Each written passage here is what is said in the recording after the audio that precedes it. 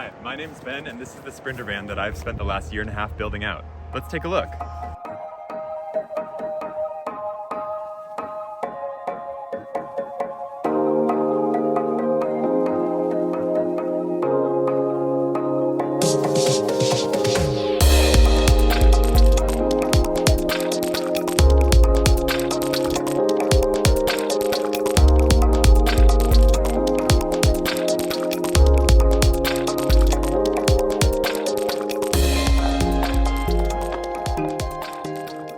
So this is a 2014 Mercedes Sprinter van, and it is the 144 wheelbase, so the shorter of the two vans. It has two-wheel drive and a four-cylinder diesel engine. That engine is also the smaller of the two, but I have loved it. It has plenty of power, and it gets 24 to 27 miles per gallon, which is absolutely shocking for this size of a vehicle. So it has really served my purpose as well. I bought it in Memphis, Tennessee in December 2020, and at that point it had about 121,000 miles on it. It was a one-owner commercial vehicle, and since then I drove it home to Seattle, where it spent the majority of its time, and now back to Nashville, Tennessee, and we are at about 130,000 miles. So without further ado, let's take a look inside.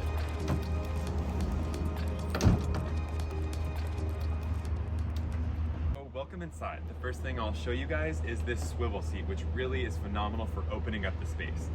All you do to swivel it is you pull it forward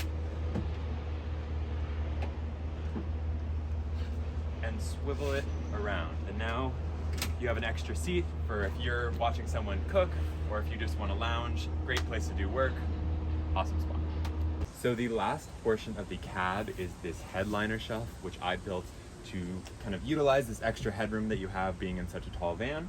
And this, you can keep extra blankets, more clothes, any kind of gear you want, and toilet paper, of course. But a really important part is that you have this integrated metal strip here, so you can take your blackout shade, which I sewed magnets into, and this just kind of all gets magnetized up there, and now if you have your lights on here at night, people can't see in, and you can kind of stealth camp if that's what you want to do. I also have a very similar shade here for your side window, so again, you can kind of seal yourself in, either if you're storing the van or if you just want to stealth camp at night. So moving on to the kitchen, I really wanted to prioritize a nice stove and also a really deep sink to do dishes in, and potentially wash your face, wash your hair, that type of thing. So as you see here, we have stainless steel with brushed bronze finishes. Everything works. A couple options for the sink there. And then this is a propane powered stove. And that just connects. I actually did the 2-pound propane tanks instead of a larger one. So it disconnects, it's super safe. And then you can just buy extra ones at Target or wherever you need. That stove lasted me about probably 5 days of cooking full times on it before I needed to get another tank of propane. So good optionality there, and a great kitchen. As you see, we have a lot of counter space, a metal knife, magnetic knife bar, and then some drawers down here. So the first drawer we have here is kind of a utensil drawer. Then we have a table, which I'll get into in a second. And then we have two really deep drawers, and these are kind of what I wanted to use as a pantry. So this one has more dry goods, a cutting board, that sort of thing. And then at the bottom, we have a full pots and pan storage. Again, I have my propane tanks down there as well. And underneath the sink here is just kind of a utility closet where I have a fire extinguisher, all that good stuff. And then underneath down here is my Dometic CRX 165, I believe, or CRX 65, can't quite remember. And that is a pretty good sized freezer that lasted me, again, about a week and a half. And that has a freezer that can fit a pint size of ice cream, and keeps it cold all on 12 volts. So right when you step inside the van, I kind of have a mini control panel here. So it's your main switch on and off for your lights, and those are on a dimmer as well. I have 4 USB 12 volt chargers, so you can charge your phone, iPad, any technology like that. And then I also have a 120 volt outlet if you wanted to run any blenders or other kitchen different appliances with that. And then here is something I didn't have at first, but I added more recently, which is really phenomenal. It just extends the counter space, so this just pops right up, and then that is another surface to cut on, to serve on, anything like that. So on the driver's side of the van, across from the kitchen, we have our combo wet bath. And that has a shower with hot, cold, and then your composting toilet down here. And that's a Nature's Head composting toilet, so kind of the famous one in the van life world.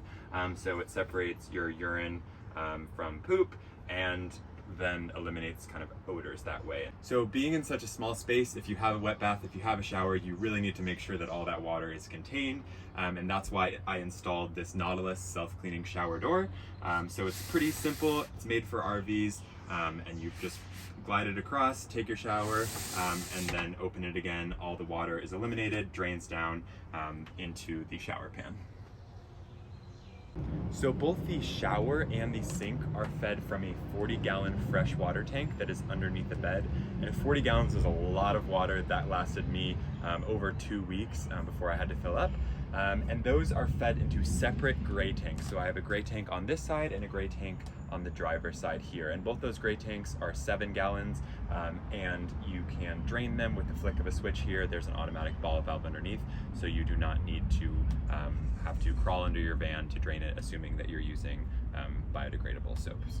One other really important part of this front area for both the shower and the stove is this Max Air Fan Deluxe. And that basically allows you to exhaust any kind of cooking smells or steam from the shower, and that just keeps a good airflow going. It also is at night is really essential to get kind of a breeze going through here because there's no air conditioning, so that is a really essential piece of the van. So moving towards the back of the van, we have a kind of little sitting nook here, and this is a great spot to either eat dinner, get some work done.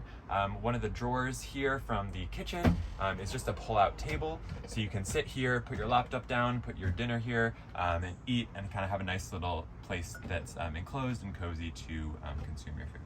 So it being in such a short van, which is again the 144 Sprinter, a lot of people don't have room to have that garage space underneath their bed, and I really wanted that to be able to store any moving supplies and then also just outdoor stuff. So I wanted to bring my bike, maybe 2 bikes, and then some other things like a stand-up paddleboard, all that kind of stuff. So I thought it was essential to have a bed, and I took inspiration from Eamon and Beck's most recent van build design.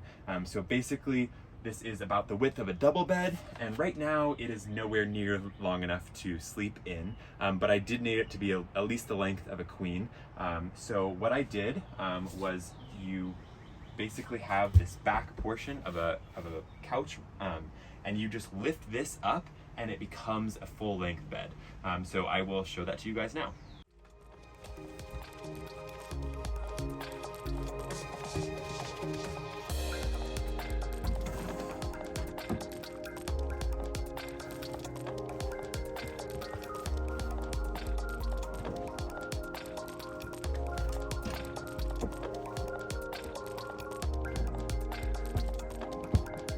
So just like that, you now have an 80-inch long mattress, which is enough for me. I'm 6'2", and very comfortable to sleep in here.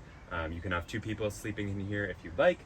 And yeah, just really great bed setup that utilizes a lot of space. And then the last kind of piece of this back portion is kind of a closet space. You can keep blankets in there, extra outdoor gear, and that's what I've used it for, just kind of some cubbies back here. And then my personal favorite part of the van is this extra fan back here. I have to sleep with a fan every night, and this is just a nice extra piece that keeps your breeze going. So like I said, these are kind of the cubby storage places back here for clothes and all that good stuff. Down here you have a USB outlet for charging your phone while you sleep. And then another essential portion of the van is this skylight, which not a lot of conversion vans have, but I love it because I can crack it open at night, and again with that Max Air Fan, get a nice breeze going. This skylight is also phenomenal because it has a full bug shade, so if you have it open at night and your light's on, bugs can't get in. And then on this side there's a full blackout section, so if you really want to sleep in, you can do that in this van. On this side of the van, there are a few more things. Here is a cubby that you have built into the wall for magazines. I built it to fit a MacBook Pro, so you could have it easy access. And then we also have another 120 volt outlet for charging your laptop, whatever you want to do. And then back here you have your switch, and that turns on an outlet down below in the garage, which we'll get to now. And that will turn on your hot water heater for the shower.